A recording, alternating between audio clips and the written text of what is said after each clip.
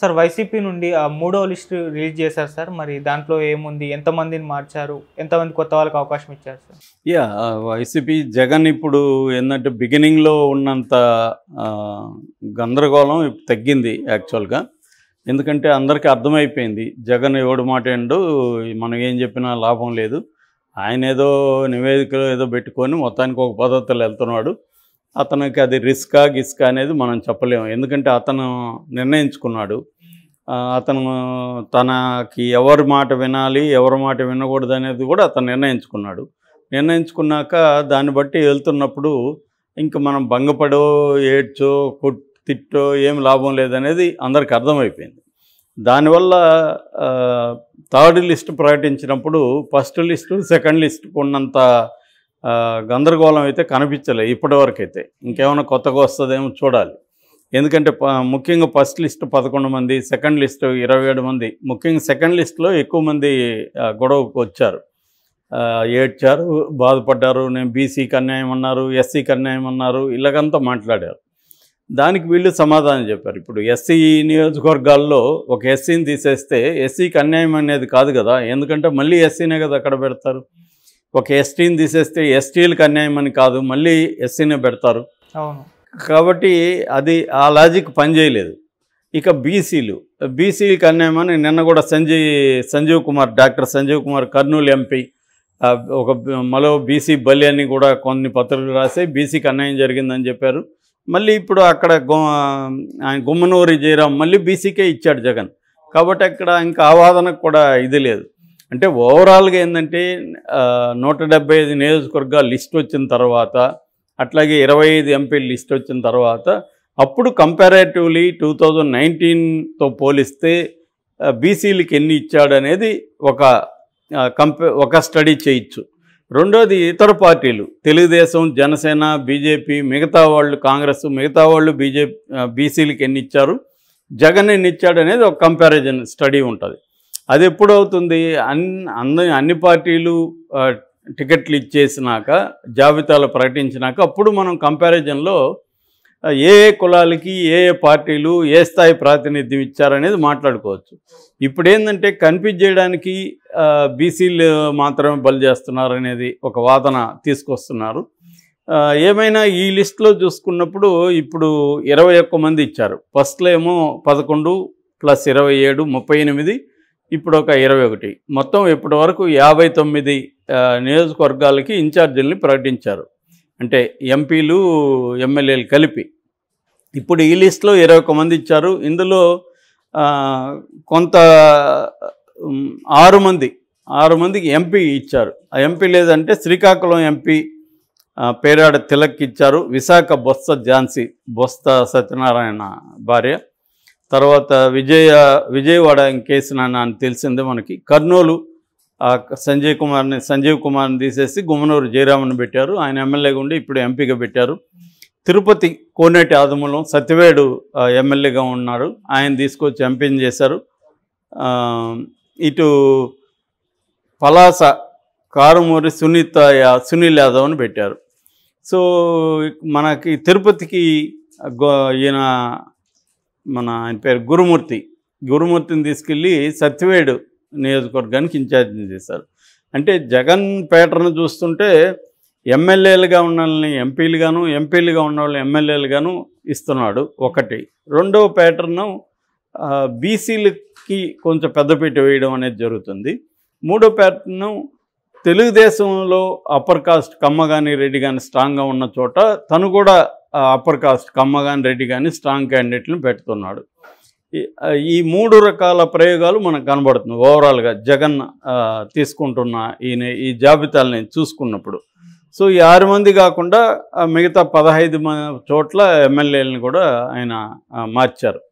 So ఓవరాల్గా తను ఈ నిర్ణయాల వల్ల వ్యతిరేకత బిగినింగ్లో వచ్చింది. ఆ తర్వాత వాళ్ళకు కూడా ఆల్టర్నేటివ్ కనిపించట్లేదు. ఎందుకంటే తెలుగుదేశం ఇమ్మీడియట్గా చేర్చుకునే పరిస్థితి లేదు. రెండోది వైసీపీ కూడా కేవలం నీ ఇష్టం వచ్చినట్టు నువ్వు వెళ్ళిపో అని కాకుండా ఒక కమిటీని వేసి ఆ కమిటీ బుజ్జగిస్తుంది వాళ్ళని.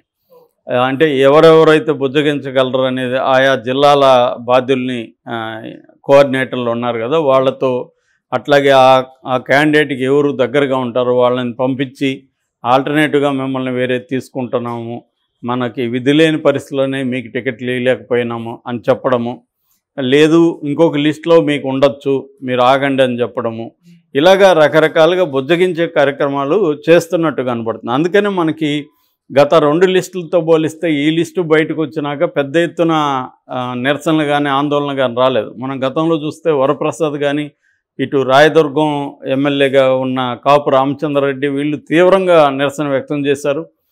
ఇంకొంతమంది నిరసన వ్యక్తం చేసి మళ్ళీ యూటర్న్ తీసుకున్న వాళ్ళు ఉన్నారు, పోతలపట్టు బాబు ఇలాంటి వాళ్ళు. సో ఇదేంటంటే కొంత అక్కడ ఈ ప్రాబ్లం ఏంటంటే తెలుగుదేశంలోని ఇంకో చోట అయితే వేరే నాయకుల మీద అసంతృప్తి ఉంటుంది, ఇక్కడ జగన్ మీదే అసంతృప్తి ఉంటే ఉండాలి లేకపోతే లేదు అంతే. ఎందుకంటే జగన్ నిర్ణయాలు ఇవి, వేరే వాళ్ళు ఎవరు చెప్పినా కూడా జగన్ వినే పరిస్థితి, వాళ్ళు చెప్పిన మాటలు విని నిర్ణయం తీసుకునే పరిస్థితి జగన్కి లేదు. ఇప్పుడు కొంతవరకు ఈ చిత్తూరు జిల్లాలో పెద్దిరెడ్డికి వ్యతిరేకత వచ్చింది, చిత్తూరు కానీ లేకపోతే ఇటు అనంతపురంలో పద్మావతి మాట్లాడింది, వాళ్ళని పిలిచి జగనే మాట్లాడాడు. సో దానివల్ల అక్కడ అసంతృప్తి తగ్గింది, వాళ్ళు మళ్ళీ లైన్లోకి వచ్చేసారు. సో ఇదేంటంటే వీళ్ళకి అర్థమైంది ఏంటంటే పెద్దిరెడ్డి చెప్తాను, మిథున్ రెడ్డి చెప్తాను, ఎస్వి సుబ్బారెడ్డి చెప్తాను, వీళ్ళు చెప్తే జగన్ మాట వినే పరిస్థితిలో లేడు. తను క్లియర్గా 4 రకాల నివేదికలు తెప్పించుకున్నాడు. ఒకటి ఐపాక్, ఎప్పటి నుంచో ఐపాక్ పనిచేస్తుంది, ఆ రిషి రాజ్ ఎవరు ఉన్నారు కదా, ఆ రిషి రాజ్ ఆధ్వర్యంలో ఐపాక్ పనిచేస్తుంది. ఇంకొక పక్క చెవిరెడ్డి భాస్కర్ రెడ్డి కూడా ఒక టీమును పెట్టుకొని ఆయన రాష్ట్ర వ్యాప్తంగా సర్వేలు చేస్తున్నాడు. మూడో వైపు స్టేట్ ఇంటెలిజెన్సు, తనకి కొంత దగ్గరగా ఉన్న అడ్వైజర్సు, ఈ టీం ఒకటి పనిచేస్తుంది. 4వది రాష్ట్రానికి సంబంధం లేకుండా జాతీయ స్థాయిలో కొన్ని సంస్థల్ని పిలిచి వాళ్ళైతే కంప్లీట్ ఆబ్జెక్టివిటీ ఉంటుందని చెప్పి వాళ్ళతో ఒక సర్వే చేయించాడు. సో ఈ 4 రకాల సర్వేలు పెట్టుకొని జగన్ ఏంటంటే తన సొంత నిర్ణయాలు వీటిని పెట్టుకొని తను అనలైజ్ చేసుకొని ఒక టీమును అక్కడ ఎట్లాగో ఐపాక్ టీము, ఇటు చెవిరెడ్డి భాస్కర్ టీము వీళ్ళు ఉన్నారు కాబట్టి వాళ్ళతో సిట్టింగ్స్ వేసి ప్రతిసారి అనేక యాంగిల్ నుంచి అనలైజ్ చేసి, ఒకటి సామాజిక వర్గాలు, 2 అక్కడున్న సిట్టింగ్ ఎమ్మెల్యేల పట్ల వ్యతిరేకత, 3వది పొలిటికల్గా ప్రత్యర్థులు ఎవరిని పెడుతున్నారు, దానికి తగినట్టుగా మనం పెట్టడానికి సంబంధించి మనం ఏం తీసుకోవాలి అనేది. అంటే ఒకటి సోషల్ ఇంజనీరింగు, పొలిటికల్ ఇంజనీరింగు, క్యాండిడేట్లకి వ్యతిరేకత అనేది ఈ 3 అంశాలని పరిగణలోకి తీసుకున్నాడు. కాకపోతే ఇతని మీద విమర్శలు ఏంటంటే ఇంతమంది క్యాండిడేట్లు పనికిరాకపోతే నువ్వే పనికిరావు కదా అని కూడా అంటున్నారు. కానీ ఇక్కడ ఏంటంటే అందరినీ పనికిరారు అన్నట్లే ఇతను ఒక దగ్గర ఒకరిని పెడుతున్నాడు, ఇంకో దగ్గర ఇంకో పెడుతున్నాడు.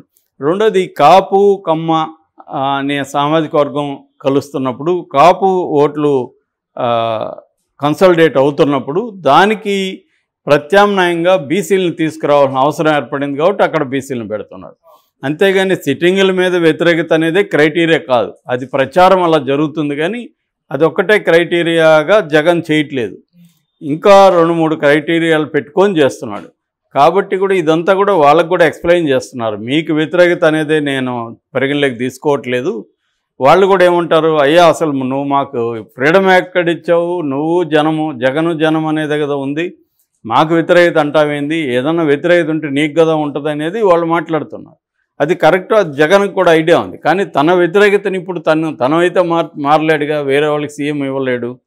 కాబట్టి తన వ్యతిరేకత ఒకవేళ ఉన్నా కూడా లోకల్గా దాన్ని మార్చడానికి ఏమేమి చేయొచ్చు, అట్లాగే రాష్ట్ర వ్యాప్తంగా కూడా ఏం చేయొచ్చు ఇప్పుడు ఉన్న పరిధిలో అనేది అతను చేయగలడు. అంతకంటే ఏం చేస్తారు? ఇప్పుడు చంద్రబాబుకి వ్యతిరేకత ఉంటే చంద్రబాబు పక్కన వెళ్ళి లోకేష్కు వ్యతిరేకత ఉంటే జనసేన నాయకుడు పవన్ కళ్యాణ్కి వెళ్ళారు కదా. అట్లాగే ప్రాంతీయ నాయకులు ఎవరు కూడా తమకు వ్యతిరేకత ఉన్నా తామైతే తప్పుకోరు. కానీ క్యాండిడేట్లని తగ్గిస్తే కనీసం కొంత తగ్గించవచ్చు అనేది వీళ్ళకు ఉంది.